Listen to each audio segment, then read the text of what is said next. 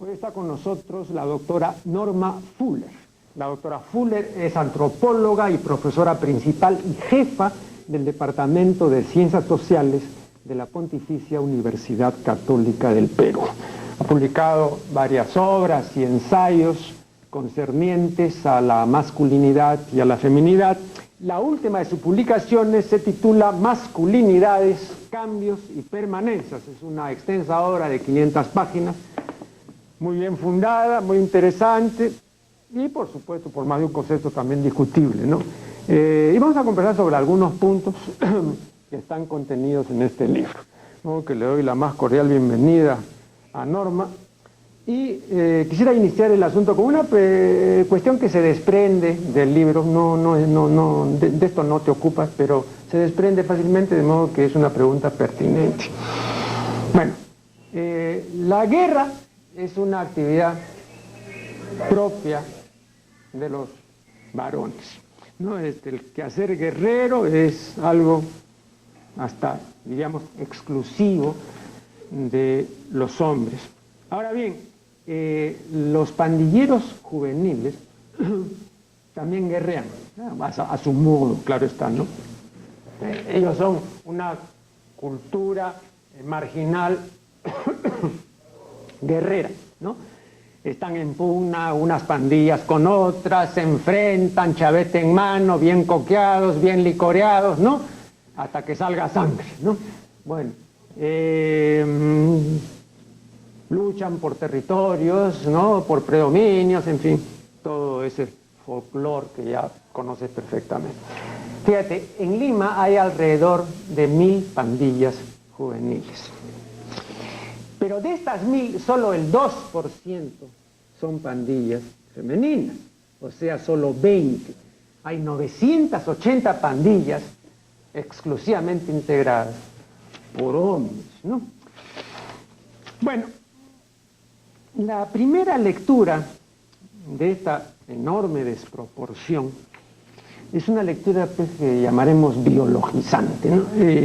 La desproporción se explica y es normal, ¿no? Porque el hombre es naturalmente guerrero, ¿no? Mientras que la mujer es excepcionalmente guerrera. Esa es una primera lectura. La segunda lectura, que podría ser una lectura sociologizante o antropologizante o culturalista, ¿no? Dice que la diferencia de roles y los estereotipos son productos culturales, ¿no? O sea, que son productos no de la naturaleza, sino de la artificialeza. Pero esta cultura oficial del orden establecido es reproducida marginalmente por las pandillas juveniles, ¿no? Entonces, en esa medida, las pandillas juveniles son una extensión de lo que se juega en el ámbito oficial, ¿no? Pero no tienen nada de contestatarias estas pandillas, ni son tampoco, mucho menos, contraculturales, ¿no? ¿Cuáles son tus consideraciones? Tus consideraciones sobre este asunto, ¿no? Y yo he traído esto a colación porque es sorprendente el número tan escaso de pandillas femeninas. Entonces yo no me atrevo, con toda sinceridad te lo confieso, no me atrevo tanto a decir que eso sea un producto cultural. Entonces sospecho que hay ahí una explicación biológica o biologizante, no sé. ¿Qué opinas? Bueno, yo soy antropólogo cultural, entonces no me gusta meterme con la parte de biología, aunque pienso que en última instancia puede jugar. Lo que sí es fácil ver desde el punto de vista del culturalista, que es el que yo asumo, sin negar que puedan haber factores biológicos, es simplemente el que yo enfoco, es que la división sexual que ordena la mayor parte de las sociedades humanas, en realidad todas, es muy forzada. O sea, no solamente divide tareas, sino que fuerza a las personas a entrar en las de ellas y a no entrar en las del otro. Entonces, si tú ves la manera en que se educa a las niñas mujeres y a los niños varones, sobre todo a los varones, porque es mucho más restrictiva en este aspecto, al niño no solamente se le socializa para que tome juegos masculinos, actitudes masculinas, lugares masculinos, espacios masculinos, sino que se le prohíbe tajantemente pasar la frontera de lo femenino. Los niños no juegan a las muñecas, etcétera, etcétera, y eso no tiene nada de biológico. Claro. Y eso es muy común, y hay varias explicaciones que sería muy largo ponerme a contar aquí. Pero el caso de las pandillas es muy interesante porque en la lectura que yo hago, que es una de las posibles, la ideología, el mundo de las pandillas es característico de lo que se llama la etapa liminal. La etapa liminal es un momento en el ciclo vital o cualquier situación en la que no estás ni adentro ni afuera. Y eso es característico de los jóvenes cuando no son niños y entonces ya no están dentro del circuito de la casa bajo la protección de la madre y del padre y deben adquirir autonomía, además hay un mandato, y todavía no están insertos en lo que se llama el orden social, o sea, todavía no trabajan, todavía no están casados, todavía no han tenido hijos, que son los tres grandes umbrales a través de los cuales entran al mundo adulto. Ese momento liminal es un momento muy importante para los hombres, también lo es para las mujeres, pero para los hombres está muy codificado, está muy elaborado.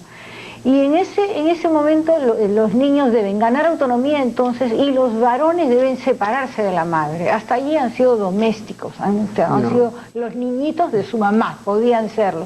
Luego pasa un periodo en que hay una presión muy grande para que salgan y adquieran autonomía.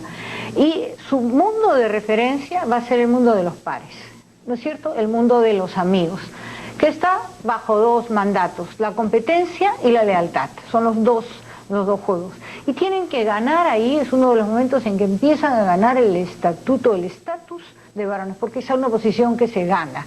Eso también es otro tema de hablar sobre la masculinidad, pero la masculinidad se adquiere y se gana y se sigue ganando a lo largo de la vida. Una observación, pero esta confrontación, que me parece, la lectura es correcta, pero habría que explicar por qué esto en un mundo completamente de violencia, o sea, por qué chavete en mano. A eso voy.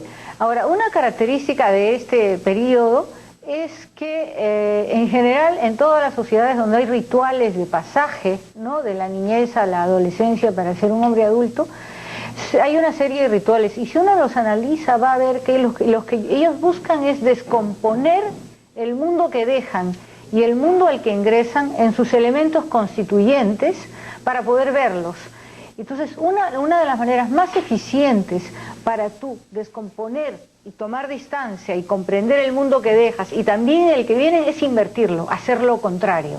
Porque curiosamente estás viendo qué lo compone, entonces qué es lo que no estás haciendo, no estás siendo padre, no estás trabajando, estás siendo violento cuando deberías negociar, estás enfrentándote a tu padre cuando deberías tenerle respeto y empezar a separarte de él, no estás obedeciendo a tu madre. Todas estas cosas son inversiones que permiten a los jóvenes descomponer el mundo que dejan al que van y por oposición, al contrario, reafirmar los valores a los que van a ingresar más tarde. Entonces eres ocioso, pero se te dice ocioso, eres haragán, y entonces es una manera de confirmar.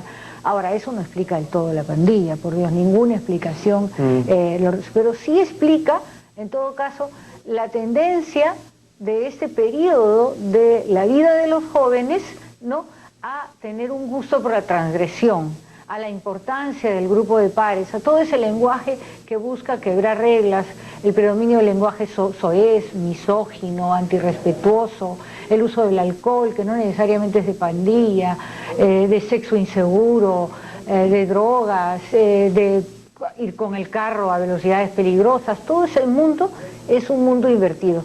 Ahora, a la pandilla se le unen otra serie de fenómenos. Una observación, ¿no? Cuando yo entrevisté al sociólogo Federico Ton, que es especialista en violencia juvenil, le dije, ¿y cuál es la razón, si es que hay alguna razón, de estas pandillas? O sea, todo parece en esta vida tener una finalidad, un propósito, un sentido, ¿no? Y yo no veo, le digo con toda sinceridad, cuál es el sentido de una pandilla.